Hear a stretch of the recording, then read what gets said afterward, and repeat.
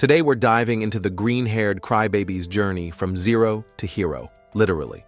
This is how I like to call it, how to break every bone in your body and still somehow win. Our story follows Izuku Midoriya, a kid so obsessed with heroes that he literally takes notes, like he's studying for the SATs, except the subject is How to Punch Really Hard 101. But here's the kicker. In a world where 80% of people have superpowers called quirks, our boy Izuku is part of the unlucky 20% who got absolutely nothing. Not even the ability to make his hair look less like a broccoli explosion. So picture this. Little Izuku is 4 years old, sitting in a doctor's office, probably swinging his tiny legs and expecting to find out he can shoot lasers from his eyes or something equally awesome. Instead, the doctor drops the biggest plot twist since finding out Darth Vader was Luke's father. No, I am your father. Sorry, kid. You're basically a muggle in a world of wizards. The poor kid's dreams get crushed harder than his bones will be later in the series. But does he give up? Absolutely not.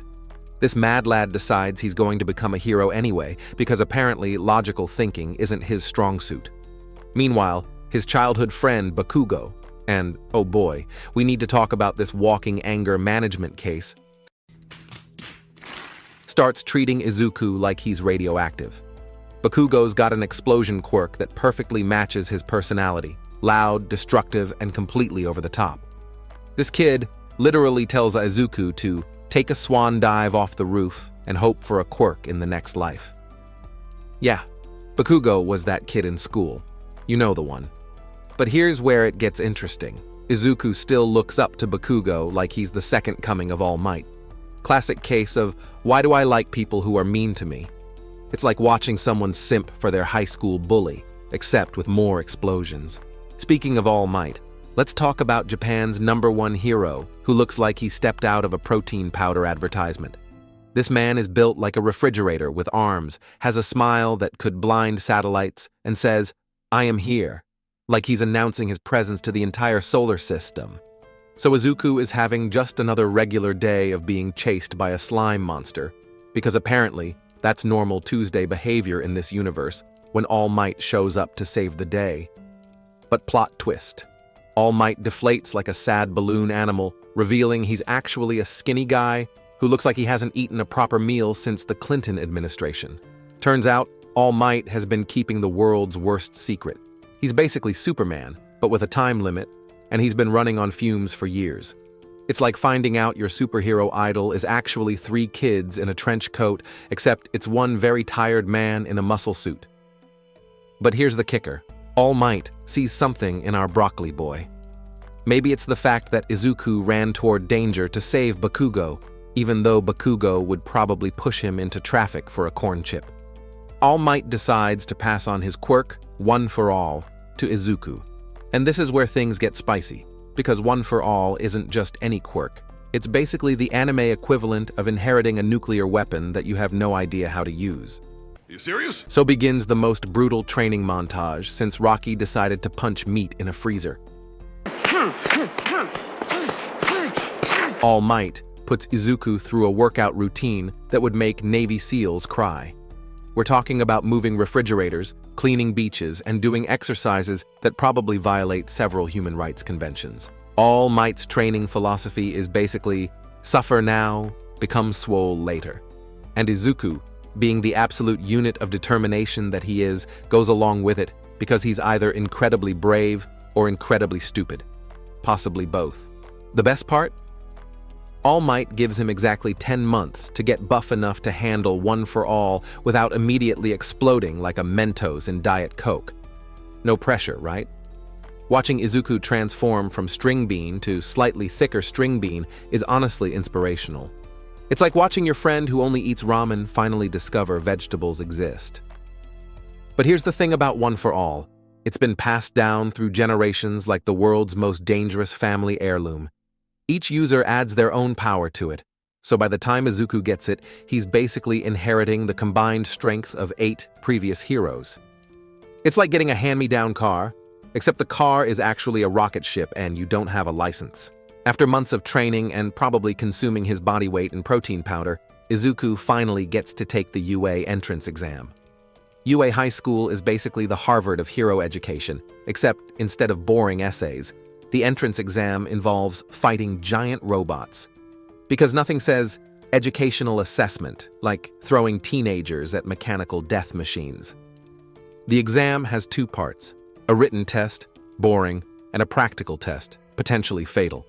The practical test involves fighting robot villains in a mock city, which raises so many questions about UA's budget and safety protocols that I won't even start. Izuku shows up to the exam and immediately has a panic attack because, surprise, surprise, Bakugo is there too. It's like running into your ex at a party, except your ex can literally explode things with his hands. During the practical exam, Izuku spends most of his time being absolutely useless because he still can't control One for All without turning his limbs into modern art. But then, plot armor activated, he sees a girl in danger and suddenly discovers the power of friendship and broken bones. He punches a massive robot so hard that it probably violated several laws of physics, but also breaks his arm so badly that it looks like abstract sculpture. The girl he saved? That's Ochako Uraraka, who can make things float, including herself, which is honestly the most practical quirk for everyday life. Need to reach something on a high shelf? Boom, gravity is now optional. Izuku somehow gets into UA, probably because they felt bad about his medical bills.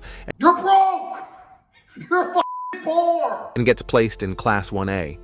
This class is like a support group for kids with superpowers and emotional issues. Let's meet the gang. First, we have Tenya Ida, who's basically, if a robot, decided to cosplay as a student council president.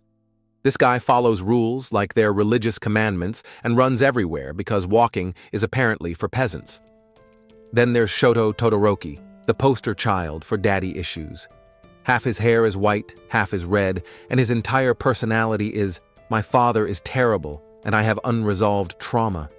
His quirk lets him control ice and fire, but he refuses to use the fire side because that would mean acknowledging his father exists. It's like having a sports car, but only using first gear out of spite. Ochako Uraraka is there being the most normal person in the class, which isn't saying much. Her biggest character trait is being broke, which honestly makes her the most relatable character in the entire series. And of course, Bakugo is there too, still angry about everything that has ever happened in the history of the universe. His character development can be summarized as learns that maybe screaming "die" at everyone isn't actually friendship. Their homeroom teacher is Aizawa, a man who looks like he hasn't slept since the Bush administration and has the superpower of making other people's superpowers stop working. He's basically that teacher who's dead inside, but somehow still cares about his students' success. Just when Class 1A thinks they can have a normal field trip to the unforeseen simulation joint, which sounds like a place you'd go for questionable medical procedures, villains decide to crash the party. The attack is led by Tamura Shigaraki, a man-child who looks like he rated a Hot Topic and has serious boundary issues. His quirk is basically, everything I touch dies, which makes him the worst person to have at parties.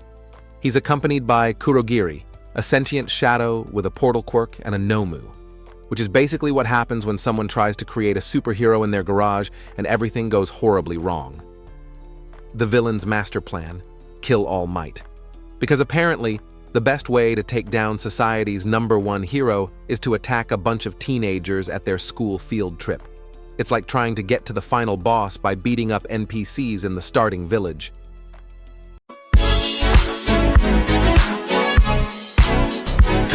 During this chaos, Izuku proves that his superpower isn't actually one for all. It's making incredibly stupid decisions that somehow work out. He teams up with Asui, a frog girl who's probably the most sensible person in the entire series, and Mineta, a grape-headed pervert who somehow hasn't been expelled yet, to fight villains in a flood zone. Meanwhile, All Might shows up fashionably late to his own rescue mission and proceeds to absolutely demolish the Nomu in a fight that probably registered on the Richter scale. After surviving their first villain attack, UA decides the best course of action is to throw all their students into a massive tournament broadcast on national television. Because nothing says keeping our students safe like putting them in gladiatorial combat for entertainment. The sports festival is basically the Olympics, except everyone has superpowers, and the potential for property damage is exponentially higher. Izuku goes into this tournament with a brilliant strategy. I'll try not to explode my own limbs. Spoiler alert, this strategy has mixed results.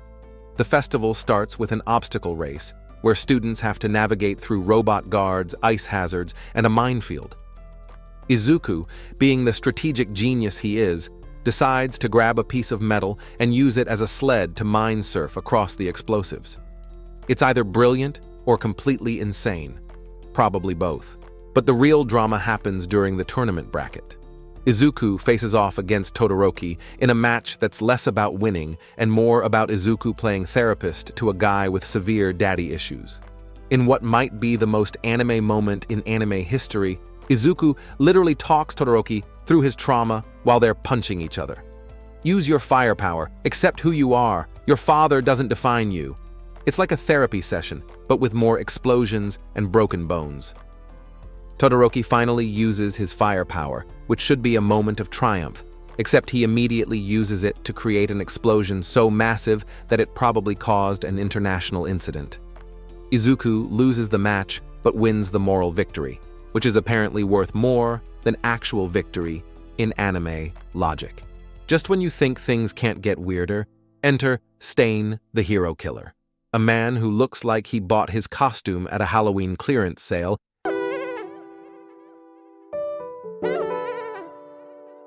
and decided that the best way to improve hero society is to literally murder heroes he deems fake. Stain has this whole philosophy about true heroes that sounds deep until you realize he's just a serial killer with a theme. His quirk lets him paralyze people by ingesting their blood, which raises so many questions about how he discovered this ability that I don't want to think about it. The Stain arc is where Ida gets his character development by almost getting murdered. Stain kills Ida's brother, Ingenium, and Ida decides the best response is to go on a revenge quest like he's in a samurai movie. Izuku, being the friend who makes questionable life choices, decides to help Ida by tracking him down in an alley where Stain is about to commit more murders. This leads to a three-way fight between Izuku, Todoroki, and Ida against a serial killer, which is definitely not what they covered in Hero School orientation. The fight ends with Stain getting defeated, but not before he delivers a monologue about true heroism that's supposed to be profound, but mostly just confirms that he's completely unhinged. The best part? After all this, Stain's ideology actually influences the villain community, proving that even crazy people can have good marketing. The season wraps up with final exams, where students have to fight their own teachers, because apparently UA's teaching philosophy is, if you can survive us trying to kill you, you pass. Izuku gets paired with Bakugo to fight All Might, which is like asking two people who hate each other to defuse a bomb together. Except the bomb is the strongest hero in the world, and he's actively trying to punch them into next week. This fight finally forces Bakugo and Izuku to work together, marking the first time Bakugo doesn't scream "die" at Izuku for more than 5 minutes. This ends with the class preparing for summer training camp because nothing says summer vacation like more potential life-threatening situations in the woods. And that's where we'll leave our broccoli boy for now. Having survived his first year at Hero School with only moderate psychological trauma and several broken bones, Izuku's journey from quirkless crybaby to slightly less quirkless crybaby with superpowers is just getting started. He's proven that with enough determination, good friends, and a complete disregard for personal safety, you can achieve anything. Will he ever learn to use his quirk without hospitalizing himself? Will Bakugo ever discover indoor voice? Will All Might ever explain why his costume has those weird rabbit ear things? Find out next time, and remember, if someone tells you to give up on your dreams, just punch them really hard. It worked for Izuku. Let me know in the comments which character you think needs the most therapy. My vote's on literally everyone.